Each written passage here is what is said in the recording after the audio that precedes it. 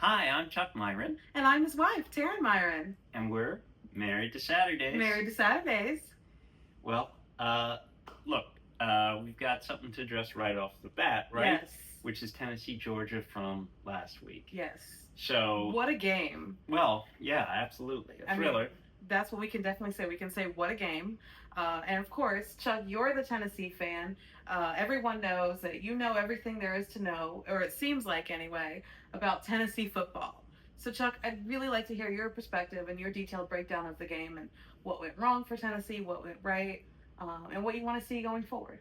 I don't know if I know everything there is to know, but, well, I, what I know is what I feel, and what I felt that night was, it was terrible, right? Like that, you never want to have that experience in sports as a sports fan. Yes. Losing sucks. Yes. So, and losing that way in your home stadium, against a team that had won so many times against you, now 9 times in a row. 9 times straight. It just sucks. But, the more I'm removed from it, day by day, the more, you peel the layers of that onion of that game. First you chop the onion, you cry, and then you peel away at the layers and you realize, wait a second, there are so many positives that come from that game, because Tennessee went toe to toe with Georgia, which has been the class of the SEC. Yes. For a while now. For a while now. Now, obviously, sort of co-leaders with Alabama, but really for the last few years, back-to-back national championships they had. Yes. And that's been the preeminent SEC school, really even more so than Alabama in the 2020s. So, absolutely. Tennessee goes toe-to-toe with them and gets into overtime, has the field goal attempt sail wide, but even though you have that moment of just horror, you have to be able to take away the fact that, look, that offense was explosive. That offense was as good as it's looked under Josh Heupel, and absolutely. It's looked very good at times under Josh Heupel. And I think that this is, with Joey Aguilar, really darn near a perfect fit for Heupel's scheme, which is amazing that it, almost sort of fell in our laps, right? A year ago we thought Nico would be running the offense to this degree. Obviously, that didn't happen. Yes. And now we're in Aguilar's world. Yes. For that offense. So. And Nico hasn't had the success at UCLA, but no, we'll get to that. But yeah, that's another thing. But what I think matters is, as Josh Heupel said, look, what happens now? How do you respond to and that's this the key. loss? How do you respond? Because, if you think about championship teams, the one thing that separates them is they know how to win. So Georgia figured out a way to win. They did. Even though, look, they turned it over in their own territory. Tennessee could not cash in on that. Unfortunately, yes.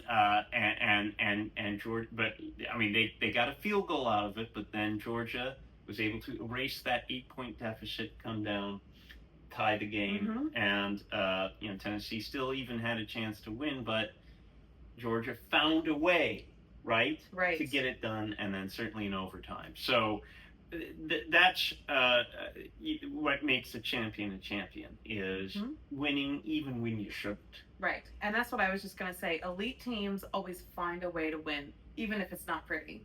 And that's the hardest lesson to learn, and it's usually learned through the crucible of moments like this. Yes. Where you fail in that moment, where you should win, but you don't. Right. And, in that high-pressure situation, and you learn from it. You do. If you're a champion, you're able to take the lessons of this moment, apply them, and then go on and win those types of games the next time around. And that is what Josh Heupel is focused on right now. I thought that was a very good takeaway from his post-game comments.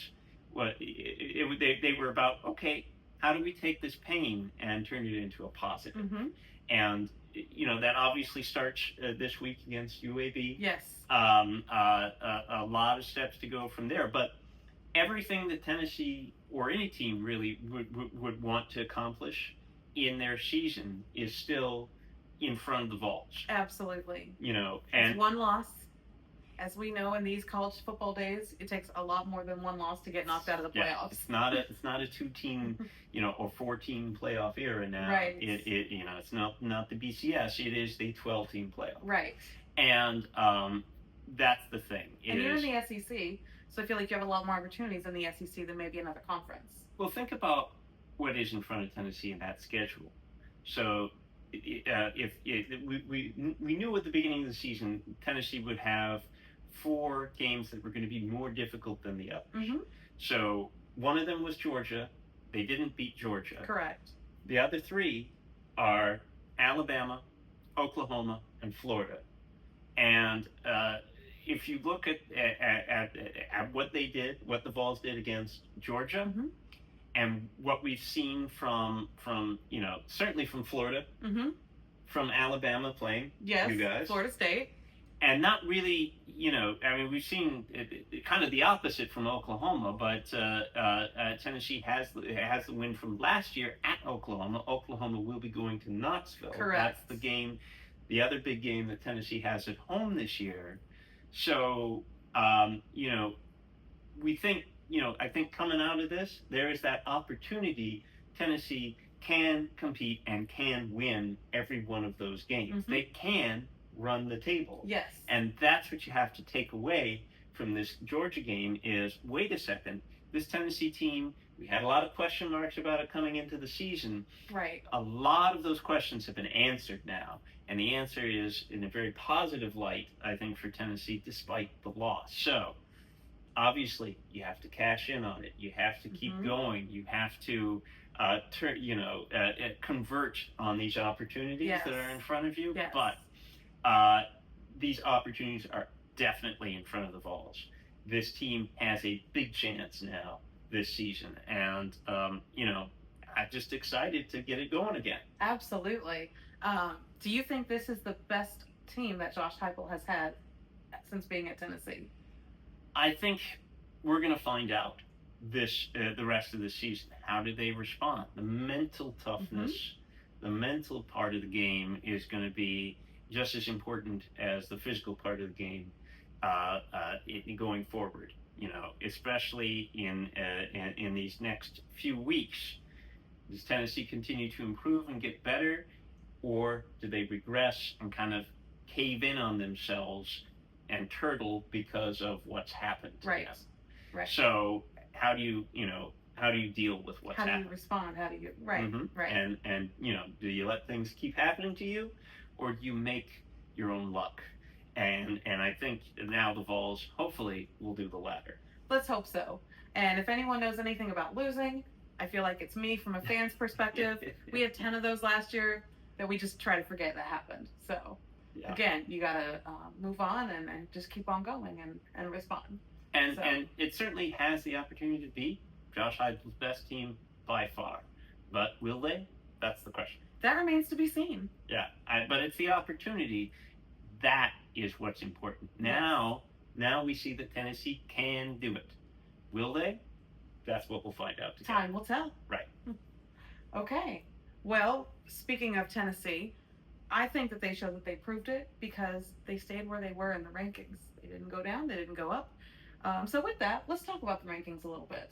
Right. They're still number 15, which I think is a credit to, if you're 15 and you lose to number 6, then why would you go down? Right. And if you lose to them in overtime, you should really only go up by a in that field goal. So Tennessee is right where they should be. Okay, well, we've got number 15, but let's start at the bottom with number 25. Okay. So, who's underrated, who's overrated, and who is right where they belong? Okay. Number 25, we have USC. USC, and that's Southern Cal, Yes. not South Carolina, who's out of the rankings. That's right. Yeah. That's yeah. right. No, so That lost to Vanderbilt. which I think now it depends on how quickly the Sellers get back. That season could go off the rails Yes. if he doesn't get back anytime soon. So yeah, they're probably properly rated South Carolina as being out of the top 25, but you know, yeah, I think they have the opportunity to come back in there if they can get Sellers back healthy and get going. I agree. But we're not talking about South Carolina. We're talking now about Southern Cal. The Southern other Cal USC. at 25 right now. Yes. I think they're properly rated too. We still haven't seen what Southern Cal can do. They haven't had a big test yet. So we'll wait to see what happens in the Big Ten, but I think they're probably as good at 25 right now as anybody. I agree. They are undefeated. So let's go to number 24. This is an interesting one. Notre Dame. Notre Dame. At 0-2. At 0-2. To be honest, they don't belong in the rankings. An 0-2 team does not belong in the rankings because they just have now.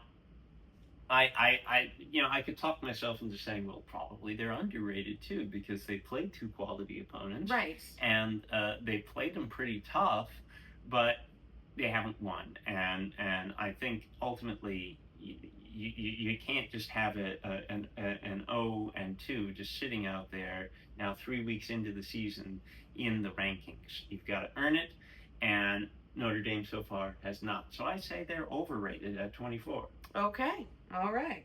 Let's go to number 23. We have Missouri. Missouri, I think they're properly ranked, maybe a little overrated, to be honest with you. Their only statement win, or not even statement win, but Power 4 win possibly could be over Kansas. Is that correct? Yeah. And so I think, this may be just SEC, right? Thinking, okay, who's the next best SEC team to put in there? I actually think they're overrated right now. They haven't proven enough, and I have serious questions about whether they are going to be able to once they get going in the SEC slate. Interesting. So maybe South Carolina fell too far. It's possible. Okay, with number 22, we're going to move on to another SEC team in Auburn. Auburn?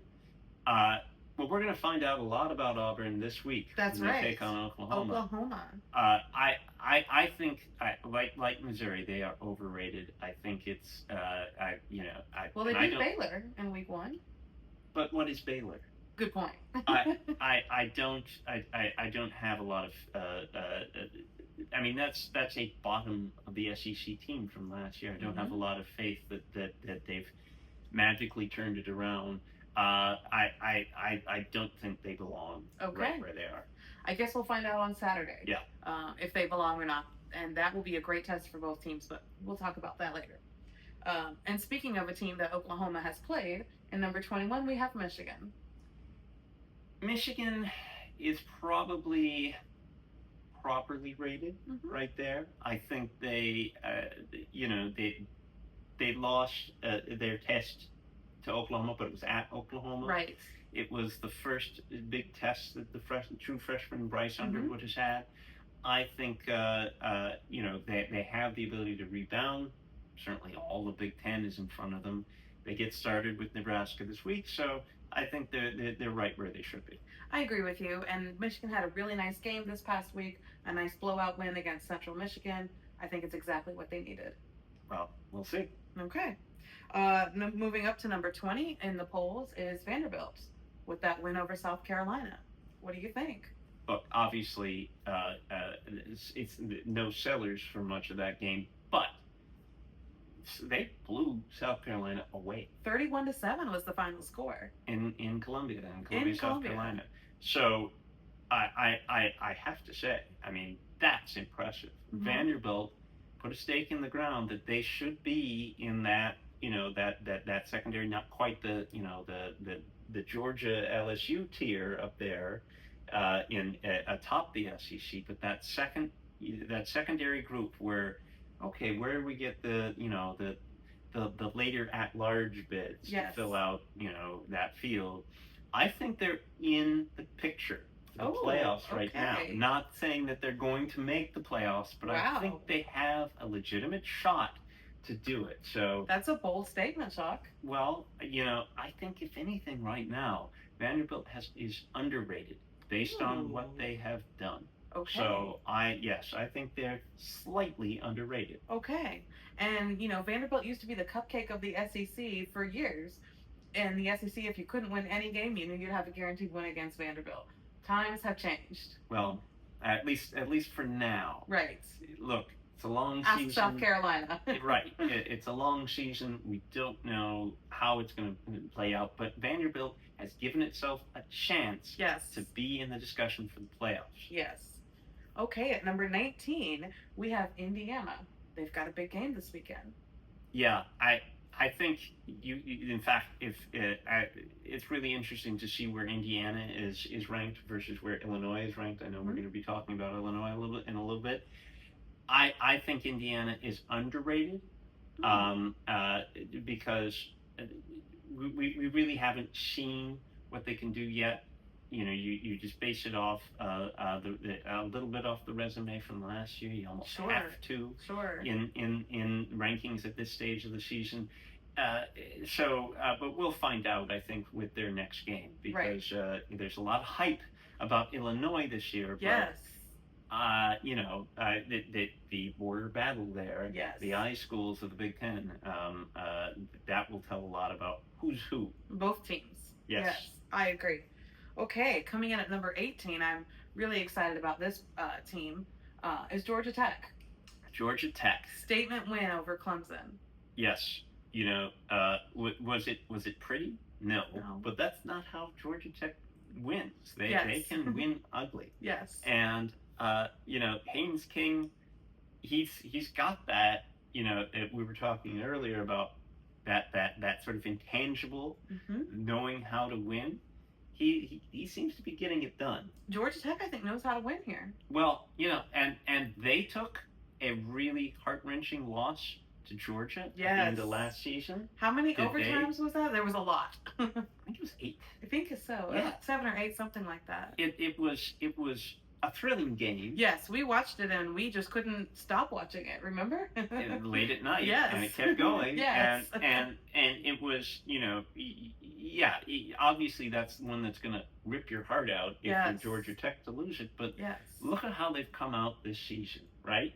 They have, I think, learned a lot of the lessons out of that loss to Georgia that maybe Tennessee could as we go forward this season. So, Georgia Tech, obviously it's a long season, it's very early, but big win over Clemson. So I think actually Georgia Tech's underrated right there. I agree with you. I think that win to Clemson was huge. Win against Clemson was huge.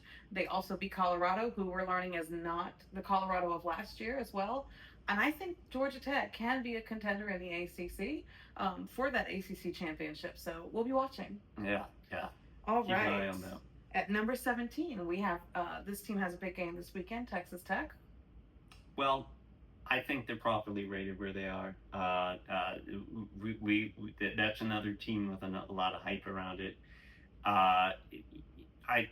We'll learn more about Texas Tech, but they're fine where they are. I think they're a bit overrated, and the only reason I say that is because we don't know anything about them. They had 3 wins over very easy teams. They haven't been tested, but again, this weekend, time will tell. Time will tell. We'll see. Okay, at number 16, we have Utah. Utah, the Big 12 is ambiguous. Yes. Right now. And I think they're properly rated until we learn more about the Big 12 and really who are the contenders and pretenders there. Right. But I think Utah slots in well. Kyle Whittingham is going to put a representative team on the field. Yes. And so just excited as we start to move a little bit closer, getting into some conference play, Yes, ready for uh, that. then we'll start to know a little bit more about some of these teams. Absolutely, and I agree with you. Of course, we talked about Tennessee at number 15. Is there anything else you wanted to add? Do you Well, think they're properly rated, underrated, overrated? they're properly rated where they are right now. They're in that they're in that pack in the SEC that's chasing those teams at the top. The But Georgias, the LSU's. you know, I They were so close to getting Georgia, though. that's the thing is I think they're actually underrated because they have proven that they can stand toe to toe with the any team really Right. in the country. So you know whether they carry that forward again, that remains to be seen. That's the Yes. story to be told. But Yes. I think they're better than the 15th best team in the country, and I think they proved it on Saturday, even though they didn't win. I mean, we're a little biased, but I happen to agree with you. Number 14, we have another SEC team, Alabama. Alabama, I think they are properly rated, but you know, and Wisconsin was without its starting quarterback. Alabama pounded Wisconsin. They should have. Yes. That they shouldn't have had any trouble with Wisconsin. Right, and they didn't. And so you know that was important for them to get another to get a Power 4 win after failing to do that in the opening week. Yes. So you know, again, they're in that second tier in that SEC, kind of where they were last year of teams chasing the playoffs. Correct. Not all of those teams are going to be able to get in the playoffs, but some of them will, and that's you know that's where I think things are going to be very exciting in the SEC is which of those teams step up and emerge, and which fall back to the pack. Sorry, SEC, you're not getting all 12 playoff spots, so or even set the remaining 7 at large. It's not going to happen. There's my bold prediction. You never know. It's not going to happen. Well, we've seen some things. Yes, especially when it comes to the SEC and playoffs. Yes. But that's for maybe an off-season discussion. So number 13, we have Ole Miss, another SEC team. Very, very similar. You know, underrated, overrated, properly rated. Properly rated. That's that SEC, that secondary pack. Mississippi's right there, and you know we won't really know how they stack up until we get into conference play. Well, they had a pretty good win over Arkansas this weekend. That's true, and Arkansas is a team, as Tennessee knows, that can play spoiler. Yes. So they're very good at that. You know, I think that's an important first step toward you know Mississippi doing what they couldn't quite do last season, which is make the playoffs. Correct. Yeah, they just fell short of that last year. Number 12, we have Iowa State back in the Big 12. The ambiguous Big 12. Now they do have a good feather in their cap from a couple of weeks ago with the win over Iowa. Also Kansas State in week 0. Right, and so you know here's a team that's you know already starting to build, but I think they're properly rated. You know we just have to get further into conference play in their case and just really start to learn more, but. From what we've seen so far, that seems to be a good place for them. I agree. Okay. Now, number 11, we have Oklahoma. Oklahoma is possibly underrated. Ooh. But okay. Tell me why. Well, you know, they have the win over Michigan. Yes. They look pretty good. You know, you have to think, are they, you know, with John Mateer in that elite class in the SEC where Georgia and LSU I don't know. I think this week's game is going to be a big test for that. Well, you know, that's one key. I mean, yes. I don't know that Auburn is part of that pack. I still say Oklahoma probably right now is leading that secondary SEC pack. Okay. That Tennessee, Ole Miss, you know, Alabama, that group right there. Oklahoma's at the head of that class. Okay. Don't know how long they're going to be there, yes. but they're there right now today. So I would say they're properly ranked where they Okay. are. All right. Well, number 9, we're going to have another SEC team, or number 10, excuse me. Number 10, SEC team, Texas A&M. Texas A&M. Well, what a big win over Notre Dame. Yes. Who's ranked number 24 now. And Texas A&M has been a team that has been maybe in the secondary pack, maybe in a tertiary pack over the years in the SEC. Never really distinguished themselves as we always think they might. Right. They're one of those teams that you think, oh, is this the year that Texas Tech finally arrives? You mean Texas A&M? Texas A&M, pardon me. Is this the year that Texas A&M finally arrives? Yes. And possibly Texas Tech too, but that's another discussion. Right. But Texas A&M, if you had to stack them up against Oklahoma right now, Oklahoma, I think, would be the favorite in that. Okay. I would favor Oklahoma. I would have to agree with you. Texas A&M, that win over Notre Dame looks better if you think about Notre Dame in the context of who we thought Notre Dame was, as opposed to who Notre Dame is, which is they're 0-2. Bill Parcells in the NFL used to say, "You are who your record says you are." Mm-hmm. Right now, Notre Dame's an 0-2 team. So I don't think that's enough to vault Texas A&M over Oklahoma in my mind. So I would perhaps flip-flop those two. But I think Texas A&M is overrated. I agree with you. I think that they went way higher than they should have in this week's rankings. So you're saying number 10 should be Oklahoma, number 11 should be Texas A&M. Yeah, I know. I think I said Oklahoma was properly rated. Maybe slightly underrated. Now that you've heard Texas A&M's ranking. Mm-hmm. Okay. Number 9, we have Illinois. Illinois, overrated for now. Okay. Because why would you say that Illinois is better than Indiana? Indiana proved it last year. Illinois didn't. Yes. Illinois, a team perhaps on the come. But look, we'll settle it on the field this week, so it doesn't much matter. But I don't think there's that much separation between those two teams. I agree. So certainly not in Illinois' favor. So that, to me, looks like a team that's overrated and has the opportunity then to prove me wrong this week. Number 8, we have Texas. What do you think? All right, so this is really interesting, right? Arch Manning did not look great. No. Against UTEP. No. He was even booed in his own home stadium. Yikes. I obviously, he didn't look great against Ohio State either. Course. And well, I mean, stands to reason, right? Going on the road at the defending national champion, first game really as a starter. Yes, he's had, some games last year, but first real big test looked poor, but you think, okay, you get that under your belt, you start to build some momentum. And he's not built that momentum. No, he hasn't. If anything, he might have regressed. So, that throws into question, what tier is Texas on? Are they up there with the elite SEC teams, the Georgias and LSUs? Are they actually in the pack with the Oklahoma, Texas A&M, Tennessee, Alabama?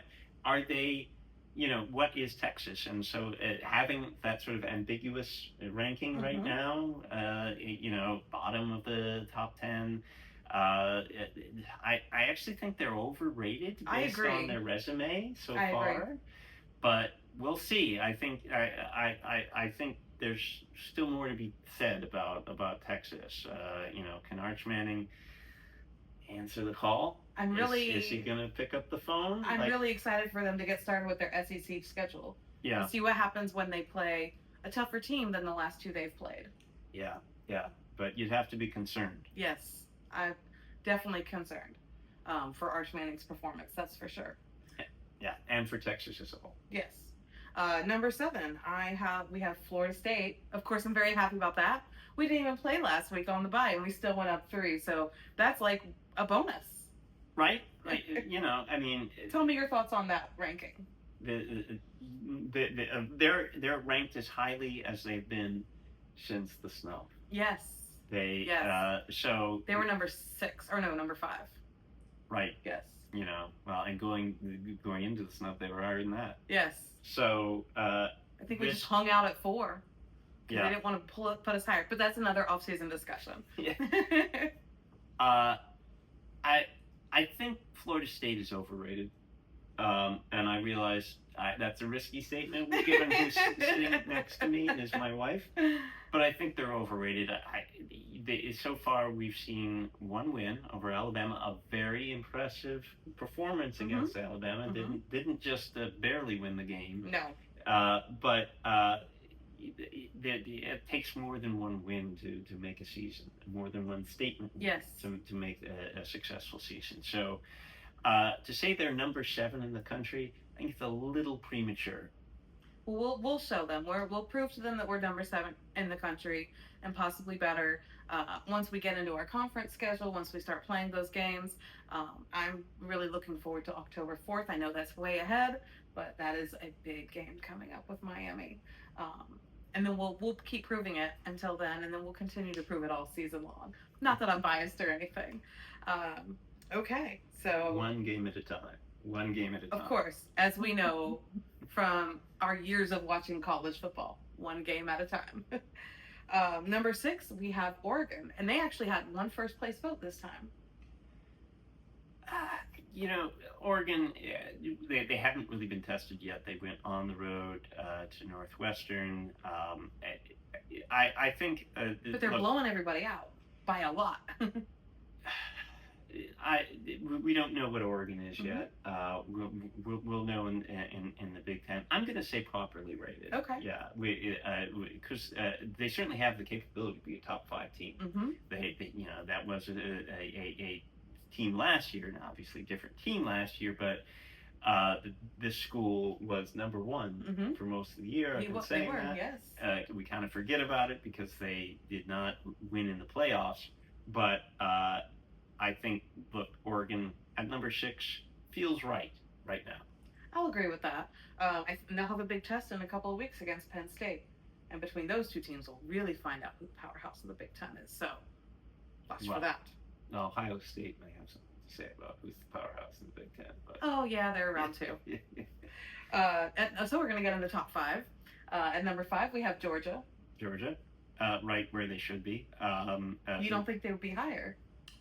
Well, I mean, I think, look, they almost didn't win, right? But they found a way to win. Yes. And that's what a champion does. Now, maybe they should be higher. I think right now, 5 is a pretty good slot for them. Okay. With room to improve, room to show more dominance in their performances. So, because remember, this is a Georgia team. Had they lost that game, had Tennessee been able to make a very makeable field goal, they wouldn't be in the top 5. No. They wouldn't perhaps be in the top 10. So I think 5 seems like a good place for Georgia. Okay. I think they're a bit underrated personally because they beat a fantastic Tennessee team. Yes, only by a field goal in overtime. But to do that in Neyland Stadium in Knoxville, I think they should be a little bit higher ranked. But we'll keep going. We shall see. Number 4, we have Miami. Miami. Blew out USF last week. Yeah, it looked impressive in doing so. Not that, I think, not that we didn't think that they would be able to take care of. We thought they would win. Maybe not in blowout fashion. I thought they would. To be honest with you, as we got closer to that game, I started to get the feeling this was Miami's game to lose, and they certainly didn't. They looked great, and I think at number 4 they are underrated. Right now, they have been proving it. Now, obviously, the Notre Dame win doesn't look as good as it used to, but Miami is doing nothing wrong. So for a change. Right. For a change. So right now, they're underrated. Okay. Number 3. And I forgot to mention Miami had 3 first place votes. Okay. Now number 3 with 2 first place votes, we have LSU. What is Florida? That's the thing. Is how do you look at that game against Florida because I think Florida right now looks lost. Yes. And I think if LSU hadn't had that kind of performance against if they had lost to Florida, I mean, what would LSU be? Right. And it was a competitive game to a certain degree. To an extent. I mean, DJ Lightweight had 5 picks. So. Yes, there's that. Yeah, and so again, what is Florida? Right. How much can you take away from that win, even though it is a win over an SEC opponent? But I and a team that you said that Tennessee's one of 4 hardest opponents. Well, we thought at the beginning of the season, right? Yes. That probably won't be the case, but in long season, it'll be at the end of the season when maybe Florida has I don't know, a different coach. Yes. Maybe it turns a few corners. We shall see about that. Yes. But we're talking about LSU. LSU, with the win over Clemson, perhaps doesn't look as good as it did. Right? Now Clemson's out of the top 25. Right. And so it's LSU and Miami have kind of very similar resumes there with that opening week win that doesn't look as good now. Yes. And they have Miami, handled USF. Absolutely handled. And LSU, got by Florida, and USF beat Florida. Yes, they did. In Gainesville. Yes. So I value that win higher than I would value LSU's win over Florida. That's why I would have Miami over LSU. Okay. I would flip those two teams. So Miami number 3 and LSU number 4. That's right. For you. Mm-hmm. Okay. That makes sense. All right. Well, let's get to the top 2. With 5 first-place votes, there was Penn State at number 2. And I think we've kind of been talking about them for a while. Right. We don't know Penn State. So underrated, overrated, properly rated? Properly rated for now. I mean, we just haven't seen a test from them. Oregon will be the first one. Yes. And, we're just looking forward to that because we don't know. That's right. That's the ambiguity of September rankings. That's right. I throw out that word a lot, ambiguity. But there are more things you don't know than you do know about these teams. That's right. So we'll say properly rated for now. And again, Penn State's got that big test in a couple weeks against Oregon, and I think that's a huge test for both teams. And we'll find out a lot more about Penn State and Oregon. We'll see. To see who's in that elite of the Big Ten. Maybe not the powerhouse, but the elite of the Big Ten. And of course, number 1 with all of the rest of the first place votes, we have Ohio State. Right where there should be. Properly ranked. The win over Texas. Obviously, it was a very close game against Texas. It was swung on 2 plays, as we've talked about before. And like Georgia, elite teams find a way to win. That's exactly right. Ohio State found a way to win. Defending national champion, you got to have them at number 1 there. Yes, absolutely. Until they get tested. Right. Again. Well, really, until they lose. True. Yes.